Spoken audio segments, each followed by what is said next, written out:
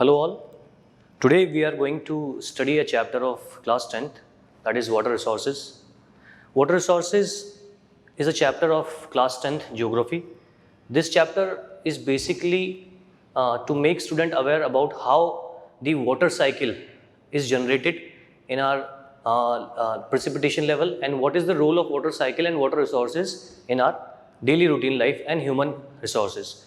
Water resources is used to make us understand that how the importance of water is very much essential for all the basic and daily routine life and the regular industrial work of a country. Water resources basically gives you an idea that how we can develop the different development phases of different aspects of our economical activities. For an example, if a country has ample source of water, is a fresh water, because fresh water is basically essential for human needs. So if a country has ample source of fresh water, then that development rate of that country is much better than other countries. क्यों इसको importance दी जा रही है उससे हम एक और concept से समझते हैं. Those countries which are less water generated resources or less development rate than India or other country, they have similar problem of water generation या water resources या utilization of water, available water resources. Water as a resource हम क्यों देख रहे हैं? क्योंकि water वो basic entity है जिसका use हर एक production of generation, production activity of different generation activities के अंदर use होता है. एक छोटे से example से सोचें कि जो water का सबसे basic utilization है वो drinking फेज में होता है. यानी कि अगर हम सिंपली देखें कि वाटर की जो अवेलेबिलिटी है वो पीने के लिए सबसे ज़रूरी है, यानी सबसे पहली बेसिक नीड तो वाटर या drinking facility.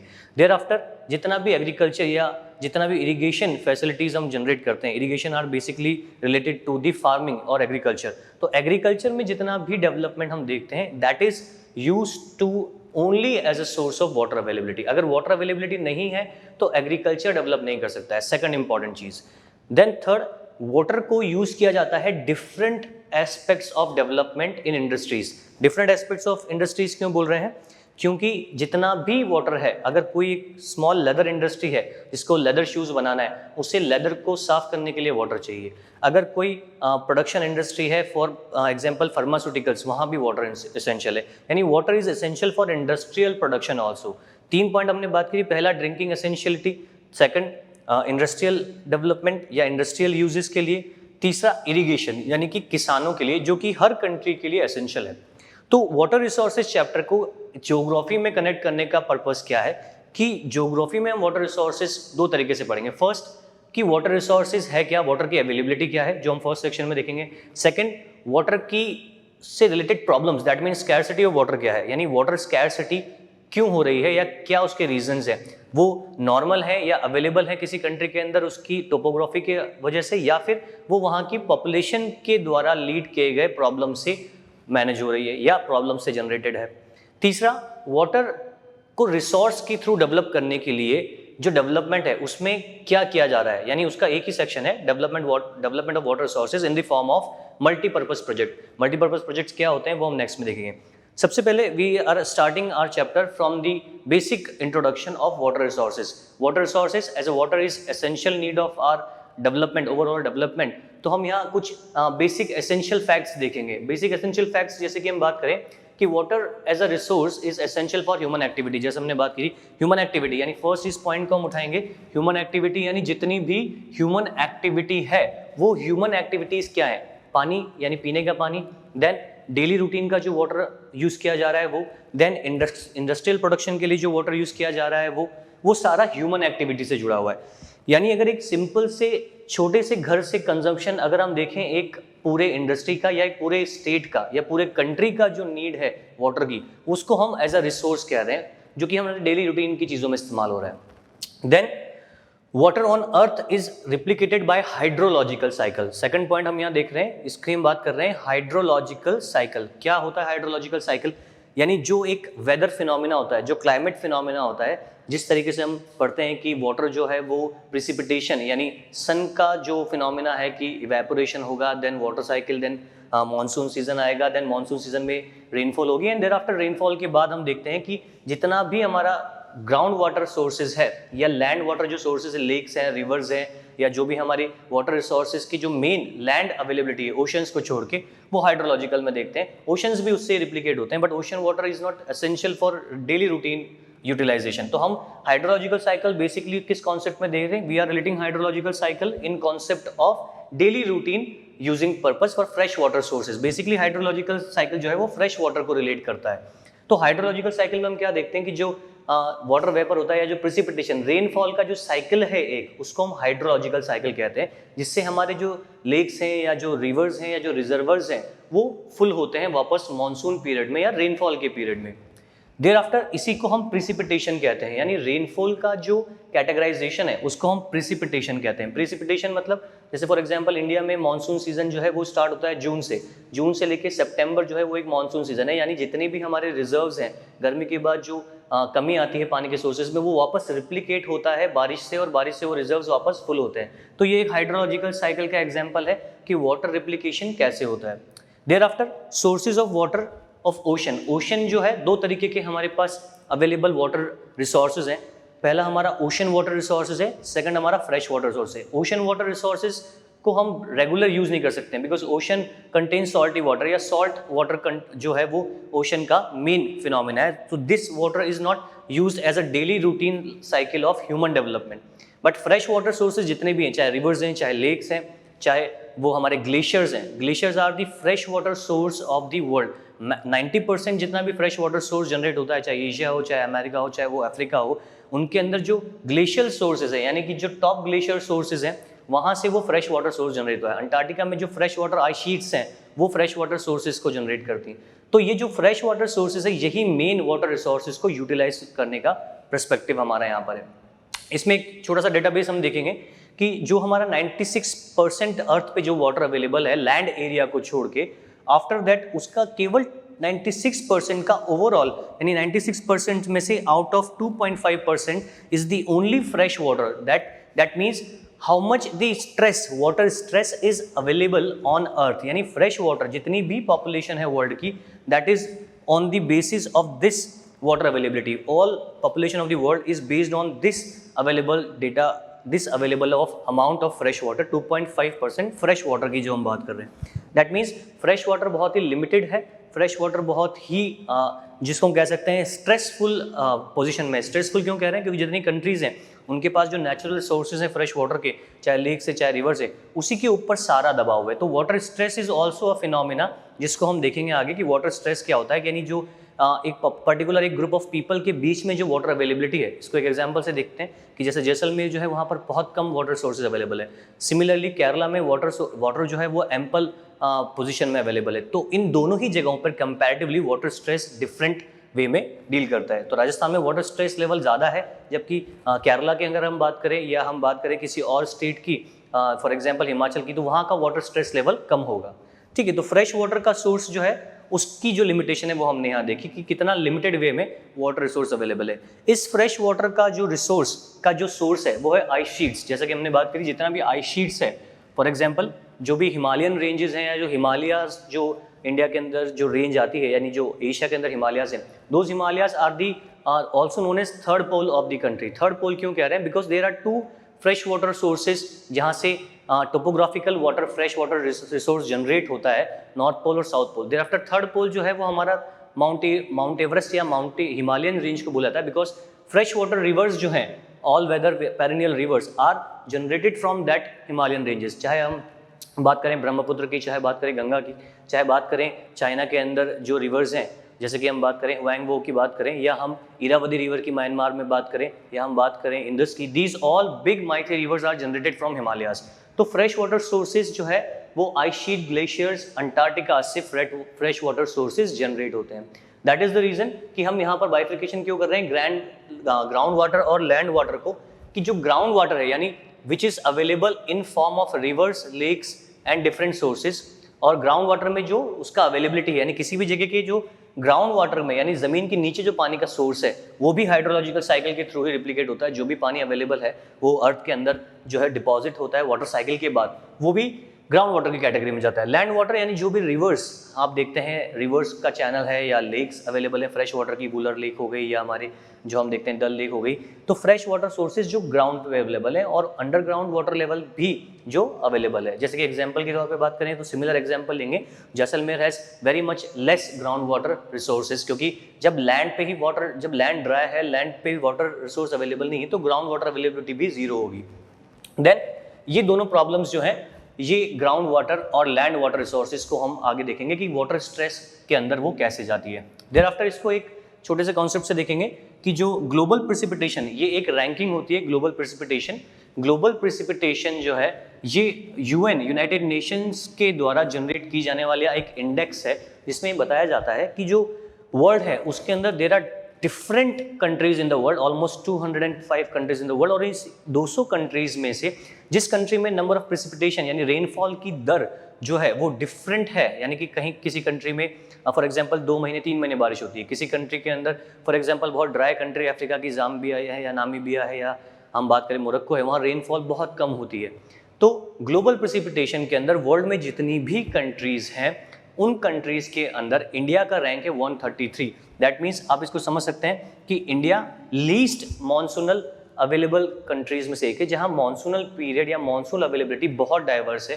For example Rajasthan में बहुत कम बारिश होती है, केरला में बहुत ज़्यादा बारिश होती है, जम्मू कश्मीर में हम लेह लद्दाख में जाएँ तो बहुत कम बारिश होती है ड्यू टू हाइट। अगर हम बात करें मसनीराम मेघालय के अंदर तो बहुत ज़्यादा वाटर जो है रोज बारिश होती है, बट ओवरऑल उस कंट्री के अंदर जो एवरेज प्रेसिपिटेशन है that is very much less comparatively other countries. That means India is also known as water scarce country. But India ही नहीं, और भी कंट्रीज है जहां water scarcity as a problem है। बट वाटर स्कैरसिटी के अंदर बात करें, जैसे इजराइल है, इजराइल के अंदर fresh water sources are not available, still Israel जो है वो the development rate of Israel is faster than India. Reason, India के अंदर वाटर स्कैरसिटी नहीं है, रेनफॉल ज़्यादा है, बट उस वाटर को हम यूटिलाइज नहीं कर पाते हैं, स्टोर नहीं कर पाते हैं, यूज़ नहीं कर पाते हैं। दैट रन ऑफ वाटर, वो जो पानी का बह जाना है, that run off water is waste water for us, but we can store that water. And जो स्टोर का जो कॉन्सेप्ट है वो वाटर रिसोर्सेज में मल्टीपर्पज़ प्रोजेक्ट में देखेंगे, तो उसको स्टोर किया सकता है। तो इजराइल में वाटर स्ट्रेस ज़्यादा होते हुए भी डेवलपमेंट ज़्यादा है, क्योंकि उन्होंने वाटर साइकिल को यूज़ करने के डिफरेंट मेथड्स डेवलप किए। इंडिया के अंदर जो हम बात कर रहे हैं कि इंडिया की रैंक 133 है वर्ल्ड प्रेसिपिटेशन में according to the UN world water report. Similarly एक और रिपोर्ट की हम यहाँ बात करेंगे जिसको हम पढ़ते हैं फाल्कन मार्क, जो एक ऑर्गेनाइजेशन है। फाल्कन मार्क जो है एक स्वीडिश एक ऑर्गेनाइजेशन है फाल्कन मार्क, जिसने ये एक कॉन्सेप्ट जो हमको दिया है वो है स्ट्रेस, वाटर स्ट्रेस। ये जो वाटर स्ट्रेस है, इस वाटर स्ट्रेस को हम समझते हैं कि जो अवेलेबिलिटी ऑफ वाटर है, availability of water in cubic meter, it is basically from 1000 to 1600 cubic meter. ये जो वाटर स्ट्रेस है या वाटर अवेलेबिलिटी है, स्वीडिश ग्रुप जो है इसने बताया कि किसी भी एक जगह पर उसकी पॉपुलेशन के अकॉर्डिंग जो वाटर अवेलेबल होना चाहिए वो 1000 से 1600 मीटर के बीच में होना चाहिए क्यूबिक मीटर में। अगर इससे कम है तो उस जगह पर, उस पर्टिकुलर प्लेस पे वाटर का स्ट्रेस बहुत ज़्यादा है, कमी बहुत ज़्यादा है, चाहे वो ग्राउंड वाटर के केस में हो, चाहे वो अवेलेबल लैंड वाटर के केस में हो। तो इसी चीज़ को हम देख रहे थे कि जो स्वीडिश अकेडमी ने जो ये एक पैरामीटर फिक्स किया है 1000 से 1600 क्यूबिक मीटर, वो वाटर स्कैरसिटी को दिखाता है। नाउ वाटर स्कैरसिटी की प्रॉब्लम क्या है, वाटर स्कैरसिटी क्यों होती है, या वाटर स्कैरसिटी एक नॉर्मल फिनोमिना है या ह्यूमन लेड फिनोमिना है, दोनों को ही आप समझेंगे कि वाटर स्कैरसिटी या वाटर अवेलेबिलिटी में क्या चीज़ है। तो यहाँ तक जो हमने बात की उसको एक बार और रिवीजन देख लेते हैं कि हमने बात की थी ह्यूमन एक्टिविटी जो है वो एसेंशियल है वाटर रिसोर्सेज के लिए। हाइड्रोलॉजिकल साइकिल, जो प्रेसिपिटेशन या इवेपोरेशन का जो हमारा एक साइकिल है जिससे सारा वाटर रिप्लिकेट होता है अर्थ के ऊपर, वो प्रेसिपिटेशन में जाता है। Thereafter water sources, there are 2 sources of water, fresh water and ocean water. Fresh ocean water can not be used as regular development phase for humans, and fresh water is the only source of development of human source. उसके बाद हमने देखा था database, यानी कि जो overall availability है fresh water की वो बहुत ही कम है, और इसी टोटल फ्रेश वाटर पे सारी अवेलेबिलिटी हमारी जो है, जो सोर्सेज हैं फ्रेश वाटर के, वो ice sheet, glacier and Antarctic जो फ्रेश वाटर सोर्स हैं, ग्राउंड वाटर और लैंड वाटर जो सोर्सेज हैं अर्थ के ऊपर अवेलेबल कंट्रीज में, वो जाता है। देन ग्लोबल प्रेसिपिटेशन जो कि एक रेट बताता है कैसे अलग अलग कंट्रीज में बारिश का जो फिनोमिना है वो देखने में आता है। देन ये जो रिपोर्ट है ये रिलीज करता है यूएन वर्ल्ड यूनाइटेड नेशंस का जो वर्ल्ड वाटर रिपोर्ट, जो ये बताता है कितना स्ट्रेस है किसी भी एक कंट्री के अंदर वाटर का या क्या अवेलेबिलिटी है। देन फॉल्कनमार्क जो कि एक स्वीडिश कंपनी है, स्वीडिश, ये एक स्वीडन के द्वारा, स्वीडन जो कंट्री है उसके द्वारा जनरेट किया जाने वाला एक रिपोर्ट है कितना पानी किसी भी पर्टिकुलर पर्सन को चाहिए उसका इस्तेमाल करने के लिए पर एनम की हम ये बात करें यानी एक साल के अंदर। अब हम बात करेंगे वाटर स्कैरसिटी क्या है या वाटर स्कैरसिटी के अंदर क्या प्रॉब्लम्स हैं।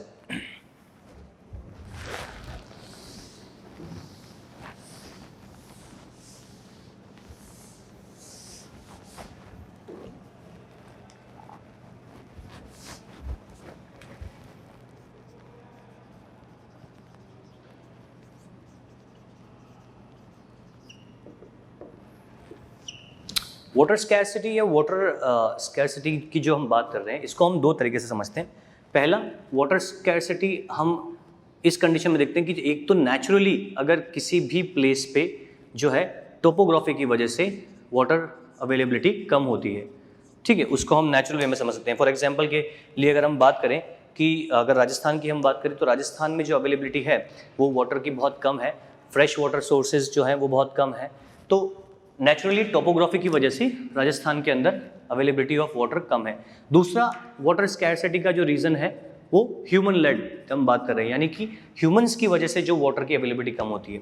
इसके अंदर हम अलग अलग चीज़ें देख सकते हैं, अलग अलग पैरामीटर देख सकते हैं कि वाटर स्कैरसिटी के रीज़न क्या है।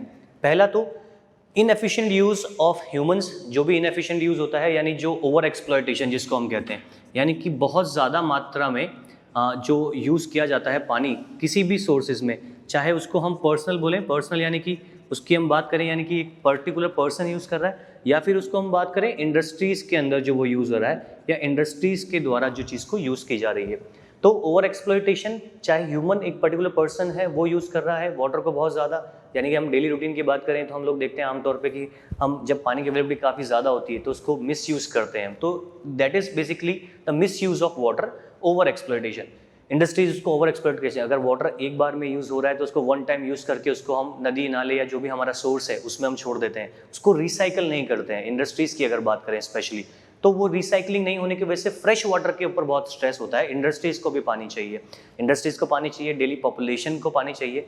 दूसरा, वाटर स्ट्रेस और ह्यूमन लेड में कैसे डेवलप होता है, जब पॉपुलेशन यानी ओवर पॉपुलेशन हम समझ सकते हैं किसी कंट्री के अंदर अगर पॉपुलेशन ज़्यादा है तो पॉपुलेशन अगर ज़्यादा है तो ओवर यूज़ यानी उसका ज़्यादा होगा, यानी सबको पानी का इस्तेमाल करने के लिए ज़रूरत होगी, यानी पानी के ऊपर प्रेशर है कि सबको इक्वल पानी चाहिए, जैसे कि हमने फॉल्कनमार्क में देखा था स्ट्रेस वाटर में। नेचुरली की अगर एक और बात करें तो नेचुरल वाले में हम अगर सिंपल फिनोमिना करें तो यहाँ ज़्यादा हम सिर्फ यही बात करेंगे कि टोपोग्राफी की वजह से। फॉर एग्जाम्पल अगर हम बात कर रहे हैं राजस्थान की, तो राजस्थान में वाटर अवेलेबिलिटी नेचुरली कम है due to dry region, dry और जो क्लाइमेटिक कंडीशंस है वो यहाँ की बहुत ही ज़्यादा जो है ड्राई है, यानी जैसलमेर की बात करें तो पानी बिल्कुल ही अवेलेबल नहीं है। वहीं अगर हम बात करें कि किसी और कंट्री की, अगर हम बात करें मेघालय की, तो मेघालय की टोपोग्राफी अलग है। मेघालय के अंदर बात करें मसनीराम की, जहाँ एक दिन में ही काफ़ी बारिश हो जाती है और डेली बारिश होती है, तो वहाँ पर मेघालय में वाटर स्कैरसिटी कंपैरेटिवली राजस्थान जो है वो मेघालय के अंदर कम होगी और राजस्थान में वाटर स्कैरसिटी ज़्यादा होगी ड्यू टू टोपोग्राफिकल इश्यूज, जो कि फिजिकल प्रॉपर्टीज़ की वजह से वहाँ पर वेरिएशन आया है। सिंपली ह्यूमन लेड के अंदर अगर बात करें तो ओवर एक्सप्लॉयटेशन, ओवर पॉपुलेशन यानी ओवर यूज ऑफ वाटर, यानी वाटर पे जो स्ट्रेस है। दूसरा, इरिगेशन फैसिलिटीज़, सबसे ज़्यादा जो वाटर यूज़ होता है वो इरिगेशन में होता है। इरिगेशन यानी एग्रीकल्चर के अंदर, एग्रीकल्चर के अंदर जो वाटर अवेलेबिलिटी है उस पर सबसे ज़्यादा स्ट्रेस होता है after daily basic uses of water. यानी इरिगेशन के अंदर भी अगर हम बात करें तो इरिगेशन के अंदर we have two options. Irrigation में जो कि ग्राउंड वाटर्स को जो यूज़ किया जाता है बहुत ज़्यादा, ग्राउंड वाटर्स को ट्यूबवेल्स की सहायता से या पंप सेट्स की सहायता से पानी को खींचा जाता है और उसको बहुत ज़्यादा यूज़ किया जाता है किसानों के द्वारा एक्सटेंसिव इरिगेशन में। ड्यू टू हमने पढ़ा था, हमने जैसे कि नॉलेज है हमें कि जो ग्रीन रिवोल्यूशन जब हुआ था तो फर्टिलाइज़र्स को पानी के साथ मिक्स करना पड़ता था और उसके लिए बहुत ज़्यादा वाटर को यूज़ किया जाता है। लगातार वाटर यूज़ को खेत में छोड़ने से पानी का ओवर एक्सप्लॉयटेशन एक सोर्स पे एक किसान कर रहा है, तो हम समझ सकते हैं कि ओवरऑल जितने भी फार्मर्स हैं वो कितना ज़्यादा इसको यूज़ करते होंगे। तो इरिगेशन वो सबसे बड़ा रीज़न है इंडस्ट्रीज़ के अलावा जहाँ पर वाटर को बहुत ज़्यादा यूज़ किया जाता है। ठीक है, एक तो हमारा ग्राउंड वाटर की जो हमने बात करी वो हो गया। दूसरा जो कैनल्स के माध्यम से यूज़ किया जाता है किसी बड़े सोर्स से लाकर और वहाँ से डिस्ट्रीब्यूशन किया जाता है इरिगेशन के लिए। तो irrigation, over population, over exploitation, population जो है लेड, पॉपुलेशन लेड, इसको हम पॉपुलेशन स्ट्रेस भी समझ सकते हैं कि हर व्यक्ति को अपने घर के लिए भी पानी चाहिए और डिफरेंट एक्टिविटीज़ के लिए भी पानी चाहिए। तो ये ह्यूमन लेड जो वाटर स्कैरसिटी जो है वो जब डेवलप होती है, जब अगर इसी समय हम फॉर एग्जांपल समझे कि किसी एक पर्टिकुलर ईयर में पानी रेनफॉल बहुत कम हुई, तो जितनी पॉपुलेशन किसी कंट्री में उसको उतना ही पानी चाहिए जितना उसने अगले साल यूज़ किया था या ज़्यादा भी चाहिए होगा। तो अगर लगातार 2-3 साल तक रेनफॉल कम हुई तो और ज़्यादा ये जो रीजंस हैं ये और ज़्यादा क्रोनिक हो जाएंगे उस पॉपुलेशन के लिए जो उस कंट्री में रहती है। दैट इज़ द रीज़न कि ह्यूमन लेड रीजंस जो है वो ज़्यादा डिस्ट्रक्शन जो है वो डेवलप करते हैं किसी भी पर्टिकुलर एक कंट्री के लिए। तो वाटर स्कैरसिटी एक बड़ी मेजर प्रॉब्लम के तौर पे चली जाती है। सिमिलरली हम बात करेंगे कि अनइक्वल एक्सेस। अब अनइक्वल एक्सेस को हम सिंपली समझ सकते हैं कि अनइक्वल एक्सेस दैट मीन्स कि जो बात की थी हमने राजस्थान और मेघालय में, वो अनइक्वल एक्सेस किसी भी एक जगह को देखने को मिल सकता है। जहाँ बहुत पानी है वहाँ लोग उसको ओवर यूज़ कर रहे हैं, जहाँ पानी है ही नहीं वहाँ पानी के लिए बहुत ज़्यादा प्रॉब्लम्स हैं। तो ये ह्यूमन लेड जो प्रॉब्लम्स हमने बात की अभी कि जितना भी डेवलपमेंट है वो दोनों प्रॉब्लम्स को साथ में लेके चलता है वाटर स्कैरसिटी की। कहीं पर अवेलेबल ही नहीं है, कहीं बहुत ज़्यादा अवेलेबल। तो इस वाटर स्कैरसिटी की प्रॉब्लम को सॉल्व करने के लिए जो सॉल्यूशन की हम बात करते हैं वो कैसे जनरेट होगा। कुछ जो कंट्रीज़ में सबसे पहले जो डेवलपमेंट या डेवलप्ड कंट्रीज़ की कैटेगरीज में हम जाते हैं, जैसे कि हम वेस्टर्न कंट्रीज़ की बात करें तो सबसे पहले उन्होंने वाटर को यूज़ करने के लिए, उसे एज अ रिसोर्स यूज़ करने के लिए उसको रिजर्व यानी उसको इकट्ठा करना शुरू किया। अब वाटर को हम कैसे एज अ रिसोर्स यूज़ कर सकते हैं या सेव कर सकते हैं, तो इसी को हम मल्टीपर्पज़ प्रोजेक्ट्स में देखेंगे कि वाटर रिसोर्सेज को मल्टीपर्पज़ प्रोजेक्ट्स के वे में कैसे यूज़ किया जाता है।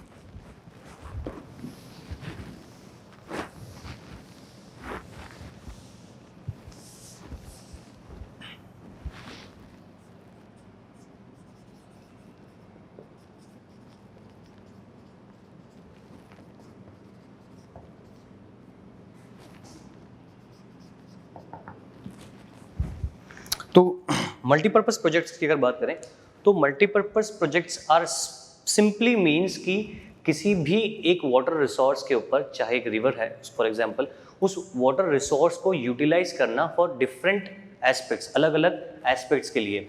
यानी फॉर एग्जांपल मैं मान लेता हूँ कि अगर राजस्थान के अंदर बहुत ज़्यादा वाटर स्कैरसिटी है तो राजस्थान तक किसी एक मीडियम के थ्रू वाटर को लाया जाए। फॉर एग्जांपल बात करते हैं पंजाब से। पंजाब और राजस्थान एडजेसेंट स्टेट है। पंजाब में एम्पल वाटर रिसोर्सेज अवेलेबल हैं। पंजाब में 5 रिवर्स हैं जिनका वाटर यूज़ किया जाता है हाई इरिगेशन फैसिलिटीज़ के लिए। तो सिमिलरली जैसे भाखड़ा नांगल डैम है, फॉर एग्जांपल के थ्रू इसको हम स्टार्ट करते हैं कि जो भाखड़ा नांगल डैम है, भाखड़ा नांगल डैम एक सबसे बड़ा मल्टीपर्पज़ प्रोजेक्ट है। भाखड़ा नांगल डैम जो है ये डैम डेवलप किया गया है नांगल जगह पर और भाखड़ा जगह पर, सतलज और ब्यास के कॉन्फ्लुएंस पे। तो सतलज और ब्यास का जो कॉन्फ्लुएंस है, इस दोनों रिवर के कॉन्फ्लुएंस पे एक डैम बनाया गया है। इस डैम का क्या यूटिलाइजेशन है जितने भी मल्टीपर्पज़ प्रोजेक्ट्स होते हैं इंडिया के अंदर, these multipurpose projects are started after independence. After independence हमने इंडिया की पॉपुलेशन को equal amount of water distribute करने के लिए multipurpose projects specially in terms of water start किए। और इसमें किया क्या जाता है, इसके अंदर एक डैम कंस्ट्रक्ट किया जाता है। जो एक डैम है उसका यूटिलाइजेशन क्या है, एक डैम जो है बेसिकली एक रिजर्वर है। रिजर्वर की अगर हम बात करें तो रिजर्वर जो है उसका मतलब होता है कहीं पर भी स्टोर करना वाटर को, या वाटर को स्टोर करके उसका डिफरेंट यूटिलाइजेशन करना। तो multipurpose projects means utilization of water for different purpose. उसके अंदर अलग अलग पैरामीटर्स हैं। स्टोर करके वाटर को उसका जो यूटिलाइजेशन है वो अलग अलग वे में करते हैं। ये यूटिलाइजेशन किस वे में किया जाता है उसको हम देखते हैं। सिंपली समझते हैं कि अगर एक डैम को मैं कंस्ट्रक्ट कर रहा हूँ किसी भी एक पॉइंट पे, मेरा पर्पस क्या होगा, जैसा कि हमने बात किया मल्टीपर्पस यानी डिफरेंट चीज़ों के लिए उस प्रोजेक्ट को टारगेट करके बनाया जा रहा है। दैट मीन्स जैसे कि भाखड़ा नांगल की बात करें तो भाखड़ा नांगल जो डैम है उसका सबसे पहला इंपॉर्टेंस जो है वो है इरिगेशन के अंदर। इरिगेशन यानी एग्रीकल्चर के अंदर डिफरेंट स्टेट्स को वाटर अवेलेबिलिटी कराना। रीज़न क्या है कि जो रिसाइकलिंग होती है वाटर साइकिल, हाइड्रोलॉजिकल साइकिल में जैसे हमने देखा था, वाटर जो रिसाइकिल होता है तो रेनी सीजन में उसमें बहुत पानी होता है। देन जब वो बारिश का पानी उस रिवर के थ्रू बहता है तो उसमें बहुत पानी एज अ एम्पल वाटर उस समय होता है जब रेनफॉल हो। देयर आफ्टर उस पानी को रोका जाता है, उस पानी को स्ट्रक किया जाता है। ये स्ट्रक कैसे किया जाता है? रिजर्वर के थ्रू। अगर इसको हम सिंपली एक स्मॉल डायग्राम के थ्रू समझें तो अगर एक वाटर के एक रिवर के थ्रू में अगर मैंने एक डैम कंस्ट्रक्ट किया है तो इस डैम को मैं अपस्ट्रीम कहूँगा, जहाँ पर उस वाटर को स्टोर किया जा रहा है, और ये डाउन स्ट्रीम है यानी जहाँ उस वाटर का पानी रोका जा रहा है, यानी उस वाटर को एज अ रिजर्वर पानी को स्टॉक किया जाता है। रिजर्वर या तो नेचुरल किसी जगह पे डेवलप हो सकता है, बहुत बड़ी खाली जगह है तो वहाँ पर वाटर को रिसोर्स किया जाता है, या रिजर्वर्स को डेवलप भी किया जा सकता है। तो बेसिकली वाटर को स्टोर किया जा रहा है। पहला पर्पस मल्टीपर्पस के अगर अंदर हम बात करें कि इरिगेशन या एग्रीकल्चर। दूसरा ड्रिंकिंग वाटर यानी कि पानी की को पीने के लिए भी एम्पल वाटर फैसिलिटीज़ जो है ड्रिंकिंग फैसिलिटीज़ के लिए उसको डेवलप किया जा रहा है। Drinking facilities thereafter irrigation and इसके अलावा जो सबसे इंपॉर्टेंट उसका काम होता है वो होता है इलेक्ट्रिसिटी जनरेशन। इलेक्ट्रिसिटी जनरेशन जो सबसे इम्पॉर्टेंट पर्पस है मल्टीपर्पज़ रिवर वैली प्रोजेक्ट्स का, यानी बिजली बनाने के लिए। जैसे इंडिया के अंदर 22% of electricity generation is done by hydro electricity power plant. Hydro electricity यानी जहाँ पर पानी की सहायता से बिजली बनाई जा रही है। तो हाइड्रो इलेक्ट्रिसिटी जनरेशन जो है वो वाटर रिसोर्सेज के थ्रू की जा रही है, जो इंडिया में सबसे बड़ा डेवलपमेंट है। तो जब पोस्ट इंडिपेंडेंस इंडिया में मल्टीपर्पज़ प्रोजेक्ट स्टार्ट हुए लाइक भाखड़ा नांगल, दामोदर वैली जो कि महानदी पे बना हुआ है, इसी प्रकार से हीराकुड, तो ये जो प्रोजेक्ट्स हैं इन प्रोजेक्ट्स के अंदर डेवलपमेंट जो किया गया है वो मल्टीपर्पज़ ऑब्जेक्टिव्स के थ्रू किया गया है। तो ये जितने भी ऑब्जेक्टिव्स हैं इसी को हम मल्टीपर्पज़ इसीलिए कहते हैं। इलेक्ट्रिसिटी जनरेशन के अलावा अगर एक और इंपॉर्टेंट पैरामीटर बात करें जिसको सबसे पहले ध्यान में रखा गया था वो है फ्लड कंट्रोल। तो ये वो पैरामीटर्स हैं जो कि बहुत ज़रूरी है। फॉर एग्जांपल हम बात करते हैं कि कोसी रिवर जो है बिहार में बहती है, वो उसके अंदर रेनी सीजन में बहुत बाढ़ आती है जिससे जान माल का बहुत नुकसान होता था। तो अगर आप एक किसी रिवर के ऊपर अगर एक आप डैम बना के उसके पानी को उसके फ्लो को कंट्रोल कर रहे हो, फ्लड कंट्रोल के साथ साथ यहाँ पर फ्लो कंट्रोल भी हो रहा है, यानी रिवर का जो फ्लो है उसको भी कंट्रोल किया जा रहा है। तो फ्लड कंट्रोल और फ्लो कंट्रोल दोनों ही एक साथ किए जा रहे हैं। तो ये मल्टीपल यूटिलाइजेशन है। इसी प्रकार से हम देखते हैं कि इंडिया में बहुत सारे मल्टीपर्पज़ प्रोजेक्ट्स हैं, जैसे कि सबसे पुराने अगर मैं मल्टीपर्पज़ प्रोजेक्ट्स की बात करूं तो भाखड़ा नांगल सबसे बड़ा जो इंडिया का डैम है वो बनाया गया है, जिससे बहुत सारा वाटर जो है इरिगेशन फैसिलिटीज़ के लिए पंजाब और हरियाणा को मिलता है, और राजस्थान को ड्रिंकिंग वाटर मिलता है कैनल्स के थ्रू, जो राजस्थान की ड्राई डिस्ट्रिक्ट्स हैं जैसे जैसलमेर हो गया, श्री गंगानगर हो गया, वहाँ पर इलेक्ट्रिसिटी जनरेट की जाती है जिससे इलेक्ट्रिसिटी के प्रोडक्शन में डेवलप कर रहे हैं हम। फ्लड कंट्रोल किया जाता है जैसा मैंने कोसी के लिए बोला। सिमिलरली दामोदर रिवर जो है, दामोदर रिवर के ऊपर भी जो है दामोदर वैली प्रोजेक्ट बनाया गया है। ये दामोदर वैली प्रोजेक्ट जो है ये झारखंड और वेस्ट बंगाल के अंदर दामोदर, जिसको बंगाल का सौर भी कहा जाता था, उसके फ्लड को कंट्रोल करने के लिए अलग अलग 4 से छोटे डैम्स बनाए गए। तो बेसिकली हम ये देखते हैं कि मल्टीपर्पज़ रिवर वैली प्रोजेक्ट का जो बेसिक ऑब्जेक्टिव होता है वो होता है डैम कंस्ट्रक्शन। डैम बनाकर किसी भी वाटर को रिजर्व में रोकना या स्टोर करके उसको डेवलप करना। तो dam is basically a reservoir, एक स्ट्रक्चर है, एक रिजर्वर है, इसको हम एज अ स्ट्रक्चर भी बात करते हैं। तो ये एक स्ट्रक्चर है और स्ट्रक्चर बनाकर जैसा कि हमने बात करी पानी को स्टोर किया जाता है। डैम्स की अलग अलग कैटेगरीज होती हैं। हम जो बात कर रहे हैं वो मल्टीपर्पज़ प्रोजेक्ट्स हैं। कहीं डैम पर जो है वो एम्बैंकमेंट्स डैम होते हैं। एम्बैंकमेंट मतलब कि एक रिजर्वर तैयार किया जाता है किसी बड़े रिवर से आने वाले पानी को स्टोर करके, उसको हम एम्बैंकमेंट डैम कहते हैं।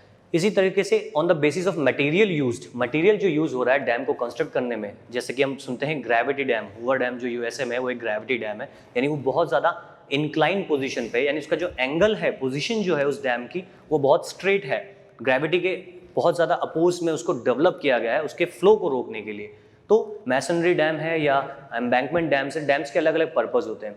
तो यही मल्टीपर्पज़ प्रोजेक्ट्स के हम एडवांटेज देख रहे हैं कि बेसिकली पहले तो ऑब्जेक्टिव क्या है, irrigation, drinking facility, electricity generation, flood control, flow of controls को करना और इलेक्ट्रिसिटी डेवलप करना। तो इस अकॉर्डिंग हम देख सकते हैं कि जैसे जवाहरलाल नेहरू ने बोला था कि मल्टीपर्पज़ प्रोजेक्ट्स जो हैं these are the temples of modern India. ये इंडिया को डेवलप करने के लिए बहुत ज़रूरी है, इंडिया की लार्ज पॉपुलेशन को वाटर फैसिलिटीज़ देने के लिए बहुत ज़रूरी है, उसके डेवलपमेंट के लिए बहुत ज़रूरी है। तो इसीलिए ऑब्जेक्टिव्स जो हैं मल्टीपर्पज़ प्रोजेक्ट्स के वो बहुत ज़्यादा हमने यहाँ पर इंपॉर्टेंस के साथ देखे हैं। जो भी हमने इन प्रोजेक्ट्स की बात की उन सब की इंपॉर्टेंस बहुत ज़्यादा है। तो मल्टीपर्पज़ रिवर वैली प्रोजेक्ट्स जो हम सुनते हैं बहुत सारे अलग अलग हैं। कुछ एक का मैं आपको यहाँ पर डिस्क्रिप्शन जैसे दे रहा हूँ, भाखड़ा नांगल जो कि पंजाब में है, ठीक है। इसी प्रकार से दामोदर जो है, जो कि दामोदर रिवर के ऊपर है। इसी प्रकार से हीराकुड जो है वो महानदी के ऊपर बनाया गया है। इसी तरीके से हम देखेंगे नागार्जुन सागर जो कि कृष्णा रिवर पर बनाया गया है आंध्र प्रदेश में, कावेरी के ऊपर जो बनाया गया है। तो जितनी भी बड़ी रिवर्स हैं उनके ऊपर जो मल्टीपर्पज़ प्रोजेक्ट्स बनाए गए हैं, जैसे चंबल रिवर के ऊपर गांधी सागर डैम, राणा प्रताप सागर डैम, ठीक है, उसके बाद जवाहर सागर डैम, कोटा डैम, ये सब डैम्स कंस्ट्रक्ट किए गए हैं वाटर को यूज़ करने के लिए, यूटिलाइज करने के लिए। तो अब तक जो हमने देखा कि मल्टीपर्पज़ प्रोजेक्ट्स का जो यूटिलाइजेशन है, उसका जो कॉन्सेप्ट है वो क्या है, उसका क्या यूटिलाइजेशन है। डैम जो कि एक स्ट्रक्चर है, एक रिजर्वर है, उसको बनाया जाता है, पानी को रोका जाता है, देन उस पानी को यूटिलाइज किया जाता है अलग अलग पर्सपेक्टिव से। ऑब्जेक्टिव्स क्या हैं वो हमें पता होने चाहिए कि मल्टीपर्पज़ रिवर वैली के ऑब्जेक्टिव्स क्या हैं। मैंने इंपॉर्टेंटली उन ऑब्जेक्टिव्स को हाईलाइट किया है जो मेजर ऑब्जेक्टिव्स हैं, ठीक है। उसके अलावा अब बात करेंगे कि अगर ये ऑब्जेक्टिव्स हैं तो डिसएडवांटेजेस क्या हैं। डिसएडवांटेजेस जैसे कि मल्टीपर्पज़ रिवर वैली प्रोजेक्ट्स हैं उसके अंदर कुछ डिसएडवांटेजेस भी हैं। जैसे कि मैंने बात की कि यहाँ पर अपस्ट्रीम डैम को कंस्ट्रक्ट किया जाता है तो अपस्ट्रीम में वाटर का लेवल जो है वो डेवलप होने लगता है। वाटर अगर इस एरिया में पहले अगर फॉर एग्जांपल इस स्ट्रेस पे बहता था तो अगर आप उसके सामने एक ऑब्स्टेकल खड़ा करेंगे तो डेफिनेट सी बात है वाटर लगातार स्टोर होगा तो उसकी हाइट जो है वो बढ़ती जाएगी। हाइट बढ़ेगी तो वाटर का लेवल ऊपर होगा। तो इससे जो आसपास का जो रिवर के बैंक के पास जो एरिया है वो उसके अंदर सबमर्ज हो जाता है, यानी जो लार्ज इरिगेशन फील्ड्स हैं लोगों के वो सबमर्ज हो जाते हैं। तो डेवलपमेंट के हिसाब से एक तरफ तो हम डैम बना रहे हैं, दूसरी तरफ ह्यूमन लाइवलीहुड जो है उससे प्रभावित हो रही है। दूसरा, कई बार जब ओवर रेनफॉल होती है तो इन डैम से एक्सेसिव वाटर छोड़ा जाता है जिससे फ्लड की कंडीशंस भी डेवलप हो जाती हैं। तो कई बार फ्लड कंडीशंस भी डेवलप हो जाती हैं, वो भी एक बड़ा प्रॉब्लम है। सिमिलरली कई बार जो है इसके जो सी एक्वा या फ्लोरा फ्लोरा लाइफ है वो एक वाटर के स्टिल हो जाने से, एक नेचुरल रिवर का फ्लो आपने उसके फ्लो को अगर आपने रोक दिया तो उसके अंदर जो एक्वाटिक लाइफ है, जो उसके अंदर की जो फिशरीज हैं या जो भी उसकी एक्वाटिक लाइफ है वो उनकी जो एक पूरी नेचुरल लाइफ है उसको वो डिस्ट्रैक्ट करता है, उसकी जैसे फिश ब्रीडिंग जो है उसको वो डिस्ट्रैक्ट करता है। तो ये एक इसमें बड़ा जो है प्रॉब्लम है। दूसरा, इलेक्ट्रिसिटी जनरेशन जब बहुत ज़्यादा वाटर से यूज होता है तो वाटर का अलग अलग सोर्सेज पर जो यूटिलाइजेशन है वो कम हो जाता है। तो वाटर इन डैम्स के माध्यम से बनाए जाने के कुछ नुकसान भी हैं, कुछ डिसएडवांटेजेस भी हैं जो मल्टीपर्पज़ प्रोजेक्ट्स में हम देखते हैं, ठीक है। इसी प्रकार से हम देखेंगे कि ये जो फ्लड कंट्रोल या इलेक्ट्रिसिटी जनरेशन हमने देखा है ये कई बार सक्सेसफुली इस चीज़ को अप्रूव नहीं करती है। जैसे भी मैंने बात की कि जो कोसी एक माइथी रिवर है, जब उसमें पानी आता है तो उसके फ्लो को रोक तो लिया जाता है लेकिन जब एक्सेसिव वाटर है तो उसको तुरंत छोड़ दिया जाता है। तो जिस पानी को आपने रोका है वो डबल फोर्स से आगे की तरफ बढ़ता है और इसीलिए वो कई बार सबमर्ज की कंडीशंस को डेवलप करता है। तो there are advantages and disadvantages both of multipurpose river valley projects. कुछ मल्टीपर्पज़ रिवर वैली प्रोजेक्ट्स की बात हम करेंगे। तो आज जितना भी हमने कॉन्सेप्ट देखा वो सब मल्टीपर्पज़ रिवर वैली प्रोजेक्ट्स और वाटर स्कैर्सिटी के केस में था।